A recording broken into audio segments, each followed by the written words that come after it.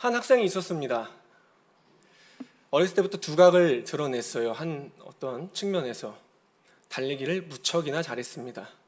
엄청 빨랐어요. 학교에서는 운동회 때만 해도 항상 그 친구가 마지막 주자로 들어가면 웬만한 경기는 다 역전을 했습니다. 실력이 대단했던 거죠. 그렇게 그 자신의 어떠한 잘하는 모습을 알고 대회에 나가기 시작하고 각종 대회에서 입상을 합니다.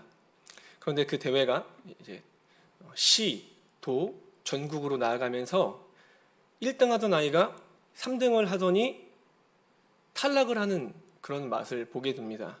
그 학생은 그때서야 깨닫습니다. 내가 우물한 개구리였구나. 저의 이야기입니다. 제가 무슨 말을 해도 되게 진지한 것 같아요. 네, 또 다른 한 학생이 있습니다. 이 학생은 평범하기 그지없는 학생이었는데 시간이 흘러 이 학생 또한 어느 일정 부분에서 두각을 나타내기 시작합니다. 그 두각은 다름 아니라 시간이 흐르면 흐를수록 키가 크지 않는다는 겁니다. 제 얘기 아닙니다. 네, 우리가 생각할 때에 키가 작다, 키가 크지 않는다는 이런 표현은 안타깝다. 그냥 그 정도 선에서 아마 생각을 하면서 조금 더 마음 나가면 기도해 주거나 그렇게 생각을 할 수 있겠는데, 유대 사회는 지금보다 훨씬 큰 편견이 있던 사회로 이 외적 요소는 결국 내적인 결함을 말하는 것이며, 이에 키가 작은 사람은 편협한 사람이다라고 간주를 했다고 합니다. 그러기에 이 학생은 단순히 유전이든 장애든 그냥 키가 작았을 뿐인데 태어나서 편협한 사람이 되고 말았습니다. 그냥 자기 엄마 아빠의 자녀로 태어났을 뿐인데 넌 그냥 편협한 사람이야 라고 각인이 되었던 겁니다.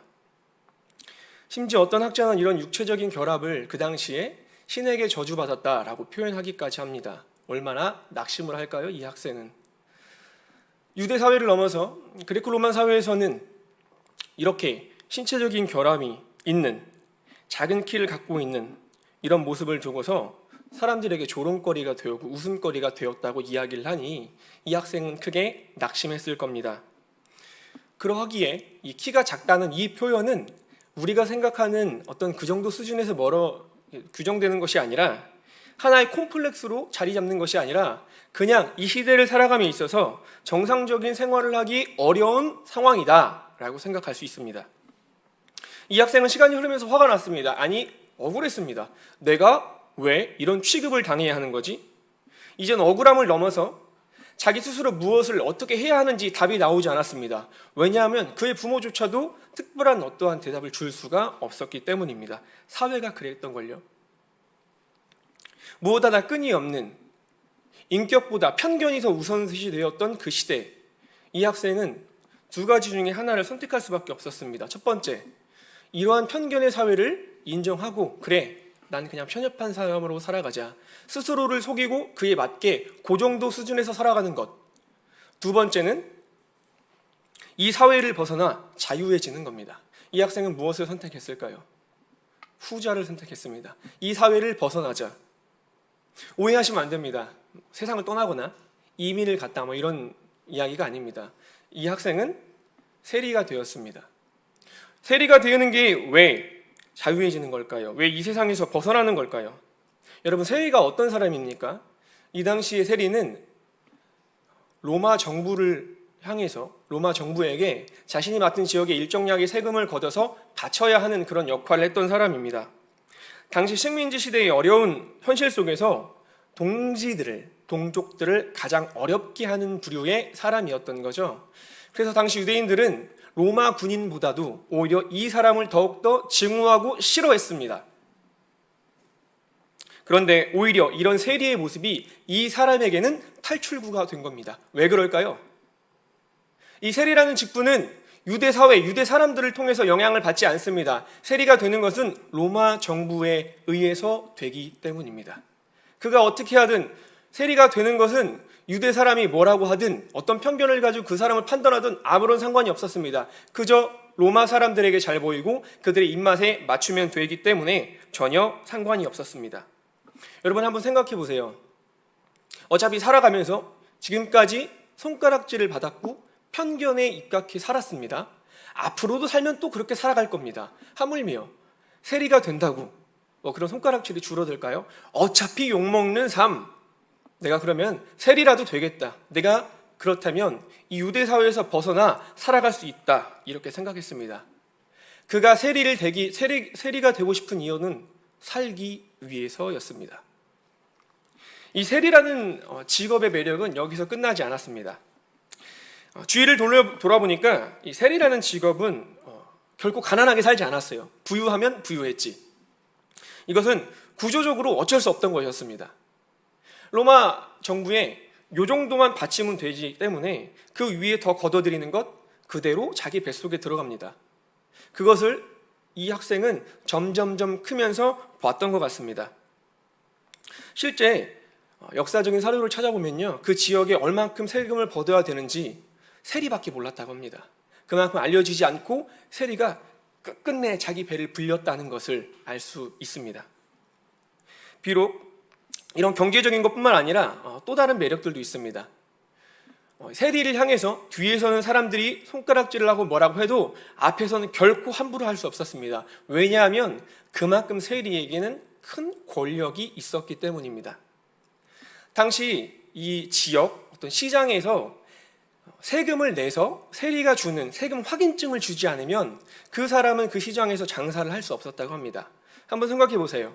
이 정도 됐으면 사람들이 비록 매국노다 손가락질을 하고 있을지라도 그 앞에서는 결코 함부로 할 수 없고 오히려 잘 보이기 위하여 애쓸 수밖에 없던 겁니다. 많은 사람들이 그 세리 앞에서 머리를 조아릴 수밖에 없던 겁니다. 이 사람은 점점점 크면서 생각하라고 결단을 하게 됩니다. 그래, 내가 이 세상에서 살기 위해서 할 수 있는 건 세리다, 유레카. 그렇게 그는 세리가 되는 것만이 이 세상에서 자유롭게 살 수 있는 것이며 이 편견을 내가 권력과 물질로 누를 수 있다라고 생각하고 확신하며 세리가 되기 위해 살아갑니다. 여러분 한번 생각해 보세요. 우리는 이미 결말을 알고 있습니다. 이 사람이 세리가 되기 원했던 가장 큰 이유? 살기 위해서. 한번 세리가 되고자 하는 그 사람의 모습을 상상을 계속 해보셨으면 좋겠어요. 얼마나 악착같이 살았을까요? 그 세상에서. 얼마나 이를 갈면서 살았을까요? 특별히 오늘 본문을 보면 그냥 세리도 아닙니다. 세리장입니다. 세리 중에 우두머리라는 겁니다. 그것도 대도시 여리고에서. 특별히 세리장이라는 이 직책은 나이가 만 40세 정도는 돼야 된다고 해요. 최소한. 그러면 최소 40년 동안 그는 갖은 모욕과 손가락질을 받으면서도 꿋꿋하게 내가 되겠다, 내가 살아야겠다, 어떻게든 살기 위해서 아둥바둥했고 결국 세리장까지 되었다는 것을 우리는 알 수 있습니다. 그 사람이 오늘 본문에 등장하는 삭개오입니다. 우리 함께 누가복음 9장 51절에서 56절까지의 말씀을 읽어보도록 하겠습니다. 읽어볼까요? 예수께서 승천하실 기약이 차감해 예루살렘을 향하러 올라가기로 굳게 결심하시고 사마리아인의 한 마을에 들어갔더니 예수께서 예루살렘을 향하여 가시기 때문에 그들이 받아들이지 아니하는지라 함께 다른 마을로 가시니라. 아멘. 예수님께서는 때가 되어 제자들과 함께 이제 예루살렘을 향하여 떠나십니다. 그런데 사마리아를 지나가야 하는데 그게 좀 더 하나님 주님께서 가시기에 어떻게 보면은 생각했던 길인데 그게 막혀서 결국은 여리고와 베다니를 거쳐서 예루살렘으로 가시는 길을 선택하십니다. 1절 말씀은 예수님께서 예루살렘을 목적지하여 여리고로 지나가고 있다라고 말을 하고 있습니다. 이 언뜻 보면은 여리고는 그냥 지나가는 하나의 통로가 아닐까라고 생각할 수 있는데 2절의 원어를 살펴보면 결코 그렇지 않습니다. 이 개역개정에는 안타깝게도 생략되어 있는데 원어 2절 앞에는 헬라어 이두라는 단어가 써 있어요. 이 단어는 보라라는 뜻을 갖고 있습니다. 직역하면 예수님께서 그 사마리아 여리고를 지나가시는데 보라, 거기에 한 삭개오가 있더니 이렇게 말을 하고 있는 겁니다. 즉 주님의 입장에서는 분명한 계획과 필연이었다는 것을 설명하고 있는 겁니다. 특별히 삭개오가 예수님을 보고자 한다라고 하는 이 표현은 유관료 능동태예요. 즉 그에게도 분명한 의지, 예수님을 보고자 하는 적극적인 의지가 있었다는 겁니다. 당연히 궁금했겠죠. 한번 생각을 해보세요. 여리고에도 분명히 많은 사람들에게 있어서 예수님의 이름이 언급됐을 것입니다. 와, 우리가 그렇게 기다렸던 구약의 메시아, 이 예수라는 사람을 가리켜서 말하는 것 같아. 그가 지금 우리 쪽으로 오시나 봐. 얼마나 많은 사람들이 입에서 그 이름이 오르락내리락 했겠습니까? 그래서 더욱더 궁금했던 것 같아요. 그 또한 기대감을 가지고 주님을 보기 위하여 나아갑니다. 그런데 이어지는 말씀을 보면요, 이렇게까지?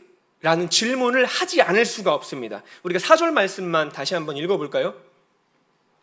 앞으로 달려가서 보기 위하여 돌 무화과 나무에 올라가니 이는 예수께서 그리로 지나가시게 됨이로라.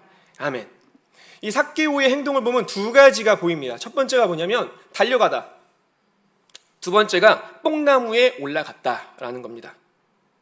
일반적으로 생각할 때 삭개오가 급했나 보다. 달려가는 거 보니까, 나무에 올라가는 거 보니까 되게 급했나 보다 라고 생각할 수 있지만, 그 당시 문화상을 들여다보면은 이거는 상식 밖의 행동임을 알 수 있습니다. 중동에서 수학했던 케네스 베일리라는 신학자는 이렇게 말을 합니다. 중동의 어른들은 공개적인 자리에서는 달리지 않는다. 그랬다간 망신을 살 수 있기 때문이다. 더욱이 힘있고 부유한 사람이 사람들이 때를 지어 행진하는 장소에서 나무 위에 올라가는 일은 세계 어디에서도 찾아볼 수 없다. 심지어 자기 집 정원에서도 나무에 올라가는 일이 없었다는 거예요. 그렇다면 왜 삭개오는 이렇게까지 예수님을 보기 위해 나갔던 걸까요? 한번 상상을 좀 해볼까요? 첫 번째, 주변에 사람이 없는 것을 분명하게 봤기 때문입니다. 여러분, 역사적인 기록을 살펴보면 돌 무화과 나무라고 번역된 이 뽕나무 같은 경우에 실제로 보통 마을 내부에 있지 않았다고 합니다. 그 규모나 여러 가지 문화적 요인 때문에 마을 밖에 있었다고 해요. 그럼 지금 삭개오가 올라간 이 나무는 사람들이 조금은 드문 예수님께서 지나가실 법한 어떠한 장소, 길목에 있었다는 것을 이야기하고 있는 겁니다. 그곳에 올라갔습니다. 그러면 생각을 한번 해볼 수 있어요. 사람이 좀 덜 있는 곳에 갔나 보다. 그런데 이 또한 우리에게 확답은 주지 못합니다. 왜냐하면 그 당시 그렇게 유명했던 예수님이라면 꼭 마을 내부로 들어가지 않고 옆으로 가더라도 많은 사람들이 예수님을 찾기 위하여 달려왔을 겁니다. 그러한 면을 봤을 때 이건 아닌 것 같습니다. 두 번째, 그렇다면 예수님을 향한 강한 열망 때문이었을까요? 물론 그의 능동적인 모습도 분명히 있었다. 앞에서 이야기했습니다. 그러나 이 또한 그가 세리였다는 이 사실 하나만으로 정답이 될 수 없습니다. 여러분, 세리라는 사람은 일단 이스라엘과 로마의 어떤 편에 더 있을까요? 로마 편에 더 서 있을 겁니다. 왜냐하면 결국 그가 먹고 살기 위해서는 로마 편에 있어야만 해요. 로마가 오래 다스리고 지배해야 해요. 그러지 않으면 그는 만약에 이스라엘이 해방된다, 정말로 이 메시아로 말미암아 해방된다, 그러면 그는 일자리를 잃을 뿐만 아니라 분명히 동족들에게 죽임을 당할 1순위입니다.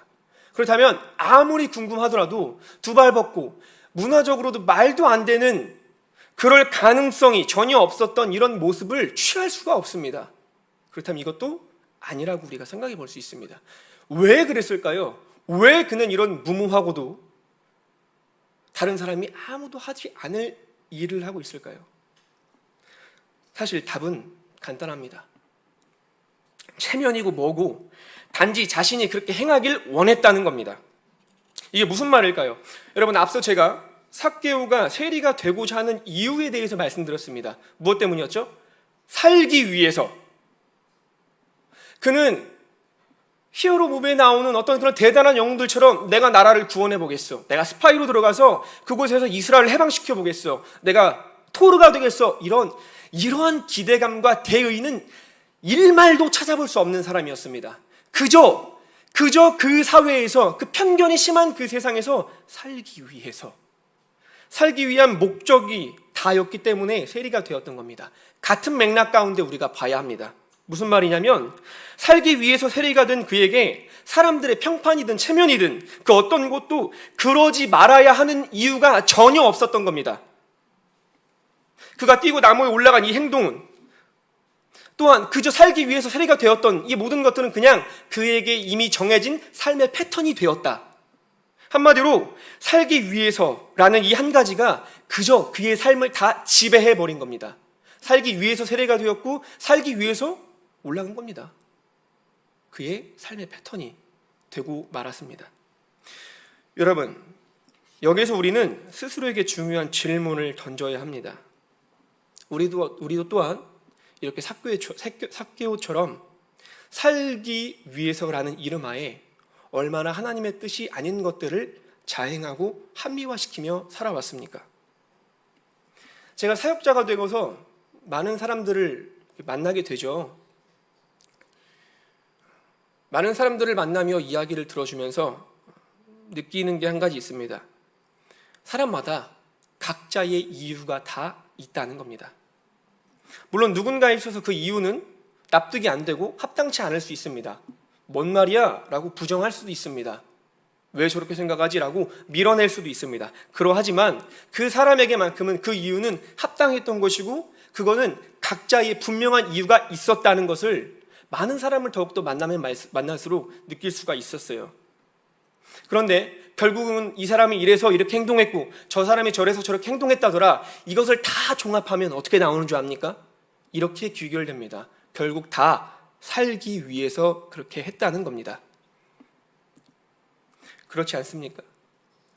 그러한 점에 있어서 사실 오늘 본문에 등장하는 이 삭개오 또한 보이는 모습만 다를 뿐 오늘날을 살아가는 우리와 전혀 다를 바 없는 그냥 평범한 한 사람에 불과했다는 것을 우리는 알 수 있습니다. 바로 이러한 삭개오에게 예수님께서는 찾아오셔서 말씀하십니다. 예수님의 첫 마디는 이러했습니다. 우리 5절 말씀을 다시 한번 읽어보도록 하겠습니다. 시작.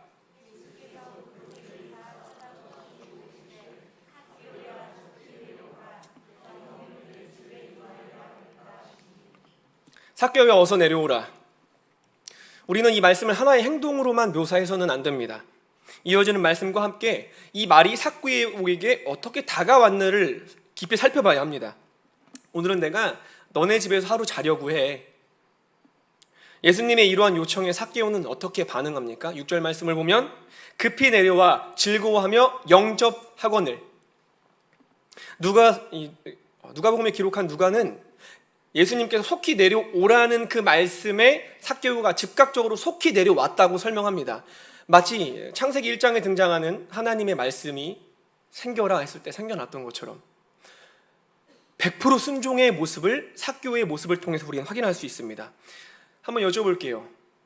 세리로서 이스라엘의 메시아를 기뻐하지 말아야 하는 이 사람은 도대체 왜 이렇게 급히 순종하면서 즐거이 내려왔을까요? 삭개오의 입장에서 한번 생각해 봐야 합니다.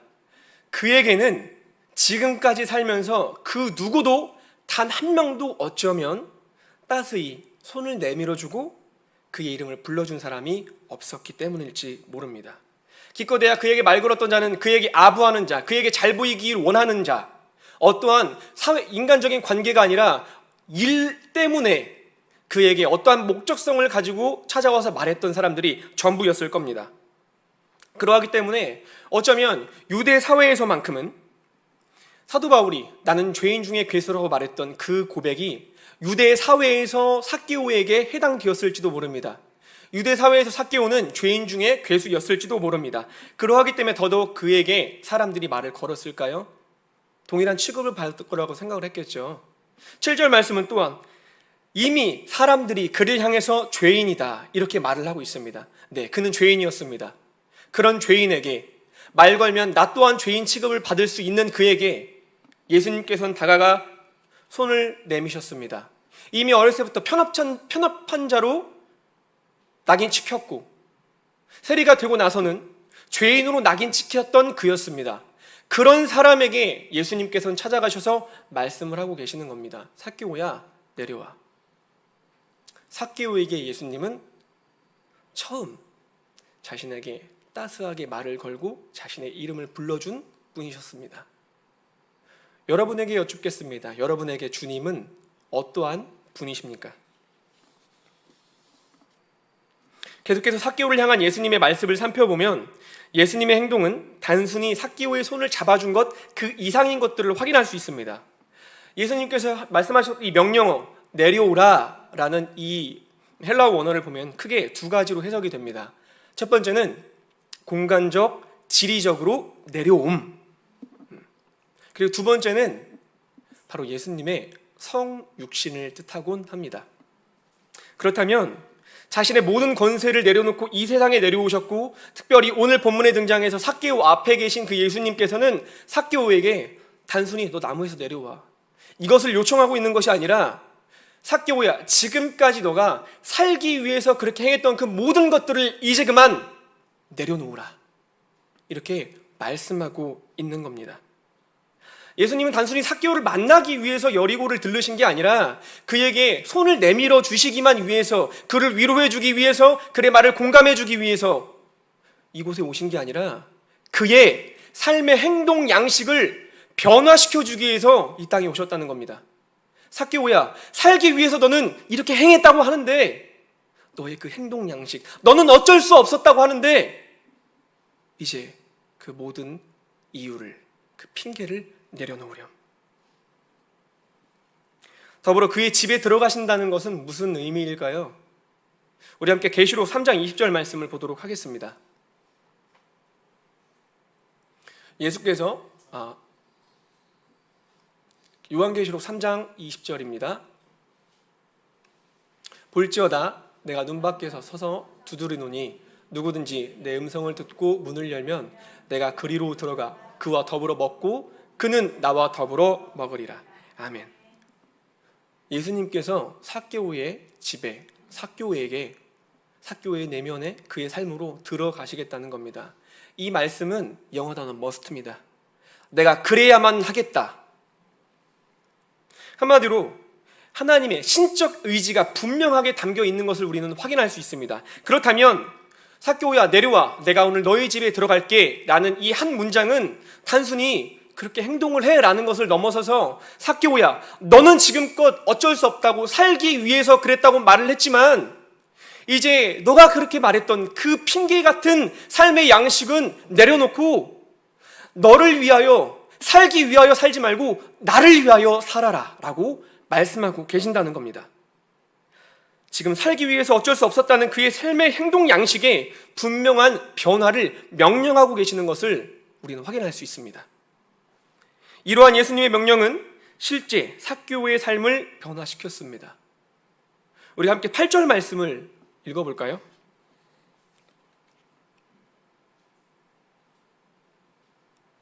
제가 읽어드리도록 하겠습니다. 삭개오가 서서 주께 여싸우되 주여 보시옵소서, 내 소유의 절반을 가난한 자들에게 주겠사오며 만일 누구의 것을 속여 빼앗는 일이 있으면 내 갑절이나 갚겠나이다.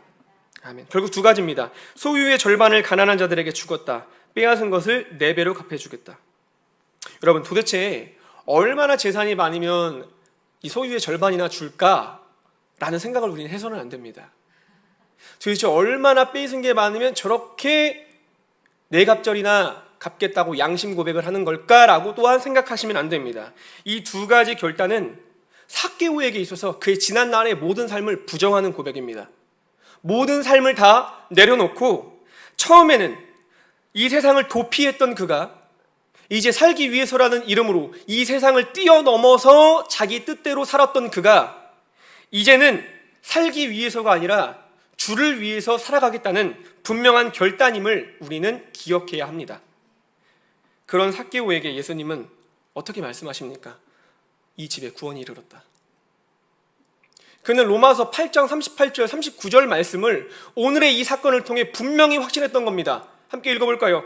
내가 확신하노니 사망이나 생명이나 천사들이나 권세자들이나 현재일이나 장래일이나 능력이나 높음이나 깊음이나 다른 어떤 피조물이라도 우리를 우리 주 그리스도 예수 안에 있는 하나님의 사랑에서 끊을 수 없으리라.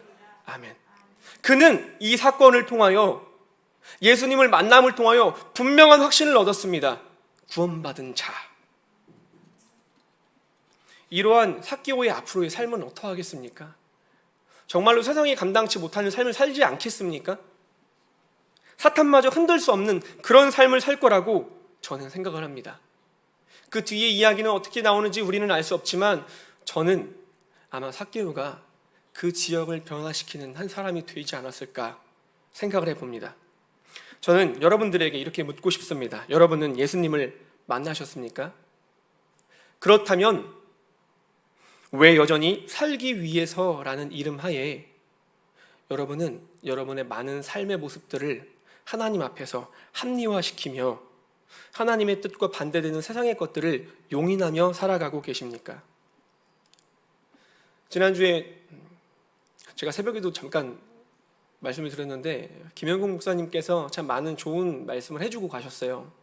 그런데 그때 또 해주셨던 말씀 중에 우리는 연약하다는 이런 존재론적 이유로 하나님의 뜻을 너무나도 쉽게 내려놓고 좀 싸우지 않으려는 모습이 있다, 이런 뉘앙스로 말씀을 하셨습니다.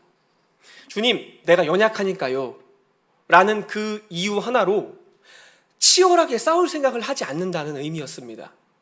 저는 그런 목사님의 말씀에 너무나도 공감이 됐고 너무나도 아팠습니다. 어느 순간 너무나도 무기력해진 우리의 모습을 봅니다. 살기 위해서라는 그 이름 하에 각자에겐 분명히 그만한 이유가 있습니다. 알고 있습니다. 살기 위해서 그랬다는 겁니다. 저 또한 그런 이유들을, 핑계들을 많이 듣는걸요. 그럴 수 있습니다. 하지만 그것이 하나님 앞에서 은혜를 입기 위한 긍휼한 모습을 요청할 수 있지만 그것이 우리의 삶을 변화시킬 수는 없다는 겁니다. 살기 위해서라는 그것은 결국 우리가 마지노선으로 가져가는 최종적인 이유이자 변명밖에 되지 않는다는 거죠. 오늘 그것을 삭개오의 삶을 통해서 주님께서는 우리에게 보여주고 계시는 겁니다. 주님께서는 말씀하십니다. 이제 그만 살기 위해서 그랬다는 너의 삶의 방식을 내려놔. 살기 위해 살지 말고 주를 위해 살아가. 제가 신방을 하고 교제를 나누다 보면 공감을 해야 될 때가 참 많아요. 힘든 분을 보통 많이 만나려고 하겠죠. 사역자로서 우선순위가 좀 그렇게 돼요. 이야기를 다 듣다 보면은 결국 제가 사실 해드릴 수 있는 게 공감, 들어주는 거예요. 사실 들어주는 게 뭔가 대단한 건 아니잖아요. 근데 종종 공감해주면 안 되는 경우들이 또 제 안에 생겨요. 물론 그렇게 해줘도 됩니다. 하지만 이 부분을 공감해주면 제 양심상 하나님께서 기뻐하는 모습은 아닌 것 같을 때가 있어요. 그럼 저는 물론 사람에 따라서 지혜롭게 공감을 해주고 좀 해드려야 할 이야기도 해드려야겠는데 저는 아닌 것 같으면서도 공감을 해드리기보다는 좀 직설적으로 이야기하는 편입니다.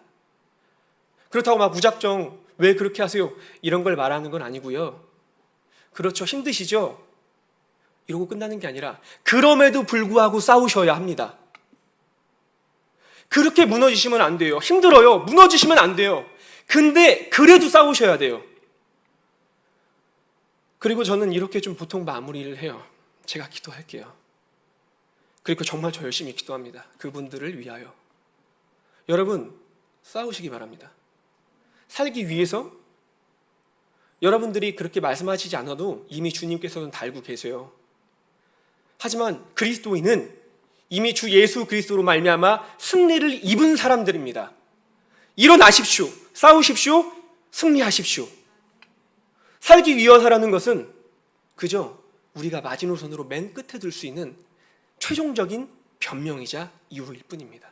그것을 넘어서시는 여러분 되셨으면 좋겠습니다. 그래서 이 말씀을 통해서 주님께서 우리에게 도전하고 계시는 겁니다. 살기 위해서가 아니라 이제는 나를 위하여 살아가렴. 마지막으로 제가 한 가지만 여러분들께 제 이야기를 하고 마무리를 하겠습니다. 제가 이전 교회에서 참 좋아했던 동역자 한 목사님께서 계세요. 제가 전도사이었기 때문에 사실 사역의 연차로서는 그래도 좀 갭이 있죠. 전도사와 또 목사님이시니까요. 그런데 그분이 되게 인격적이셨어요. 뭔가 권위적이고 너 왜 그렇게 해? 뭐 그런 게 아니라 하나하나 이야기를 들어주셨고 저도 마음이 열려서 많은 진솔한 것들을 나누곤 했습니다. 근데 제가 한 번은 진짜 진솔한 교제가 되니까요. 한 번은 제가 이렇게 좀 지켜보다가 이거는 정말로 내가 목사님을 사랑하는 마음에 말씀을 드려야겠다 싶어서 목사님, 밤 늦은 시간이었어요. 토요일 날 거의 새벽이었던 것 같아요. 목사님, 제가 좀 드릴 말씀이 있어요. 뭐예요, 유전도사님? 목사님 좀 변하신 것 같아요.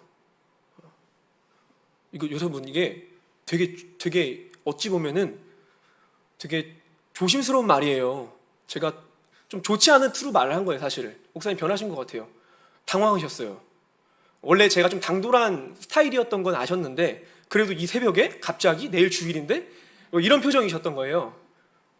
왜요, 전도사님? 제가 이렇게 말씀드려도 될지 모르겠으나 조금 이전에 보였던 목사님의 어떤 열정, 예전에는 한 번 고민하셨다면, 두 번 고민하셨다면 지금은 한 번만 고민하시는 것 같아요. 그냥 여기까지 말씀을 드렸어요. 그랬더니 그 목사님 대뜸 하시는 말씀이, 유전도사, 애 낳아봐. 네. 한마디로 살기 위해서 살다 보니 어쩔 수 없어, 이렇게 말씀하시는 거예요. 사실 제가 그때는 그 말이 어떤 뜻인지 잘 몰랐어요, 솔직히 얘기해서. 근데 저도 애가 생기고 애를 기르고 나고 보니까 어느 순간 저도 그 누군가에게 동일한 이야기를 하고 있더라고요. 살다 보니 그렇게 되더라. 그런데 제가 이렇게 말하고 있는 제 자신을 보고, 또 오늘 본문을 준비하는 제 자신을 보고, 이게 하나님 앞에서 되게 죄송했어요. 왜냐하면 결국 저 또한 동일합니다. 살기 위해서. 이 변명을 주님께 하고 있더라고요. 여러분, 이렇게 말할 수 있습니다. 우리는 연약하니까요. 목회자인 저도 주님 앞에서 저도 모르게 이렇게 부끄러운 고백을 한 적이 있어요. 그런데 주님, 내가 아마 평생을 살면서 이렇게 고백하지 않을 수는 아예 없을 거라고 장담 못해요. 그런데 있잖아요, 그럼에도 불구하고 제가 이 고백을 하나님 앞에 합리화시키지 않을 수 있도록 도와주세요.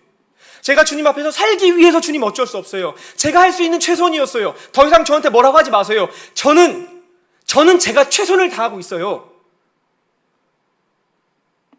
이렇게 말할 수 있지만, 하지만 제 한편으로는, 네 주님, 더 이상 이렇게 얘기하지 않고 더 주를 위해서 살아가겠습니다. 제가 이렇게 고백할 수 있는 제 안에 열망을 허락하여 주옵소서. 제가 오늘 본문을 묵상하면서 맨 마지막에 남는 고백이 이거 하나였습니다. 살기 위해서가 아니라 주를 위해서 사는 유승훈 되게 해주세요. 삭개오에게 허락하셨던 이런 고백, 그리고 오늘날 저에게 허락하셨던 이런 고백, 저는 여러분들에게도 이러한 고백과 살기 위해서라는 그 최종적인 변명을 내려놓기를 간절히 소망합니다.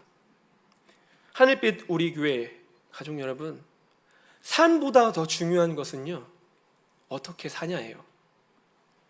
그렇다면 동일한 이 질문이 해당되겠죠. 살기 위해서가 아니라 어떻게 누구를 위하여 살아가고 있는가. 결국 이 질문이 오늘날을 살아가는 그리스도인 된 우리들에게 던져야 할, 내 스스로 하루하루 곱씹어야 할 질문이 되어야 할 줄로 믿습니다. 바라기는 삭개오에게 명령하셨던 주님의 그 말씀처럼 살기 위해서라는 나무에서 내려오세요. 그리고 과감하게 내려와서 주님께 여러분의 마음을, 삶을 기꺼이 내어드리기를 주님의 이름으로 소망합니다.